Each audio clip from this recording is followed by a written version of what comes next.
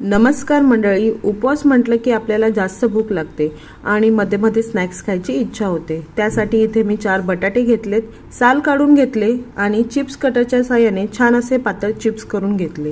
Chips स्वच्छ पाण्याने धुवून घेतले आणि झाऱ्याच्या साहाय्याने पाणी निचरून एका कॉटनच्या कपड्यावरती छान असे पसरून घेतले। त्यावर टिश्यू पेपर टाकला आणि दाब दिला। एका वाटीमध्ये 1 चमच मीठ घेऊन पाण्यामध्ये मीठ विरघळण्यासाठी साईडला ठेवून दिलं। गॅसवरती कढईमध्ये तेल गरम करत ठेवलं। तेल गरम झाल्याच्या नंतर आपण तेलामध्ये मावेल एवढे चिप्स टाकले आणि छान असे झाऱ्याच्या साहाय्याने हलवून घेतले। हलवून घेतल्याच्या नंतर जेव्हा आपले चिप्स पूर्णपणे छान असे फ्राय होतात तेव्हा पाव चम्मच मिठाचं पाणी टाकून छान असं परतून घेतलं। तेलामध्ये मिठाचं पाणी टाकल्यामुळे चिप्सला समान प्रमाणामध्ये मीठ लागलं जातं आणि इथे आपले चिप्स फ्राय होऊन रेडी झालेले आहेत।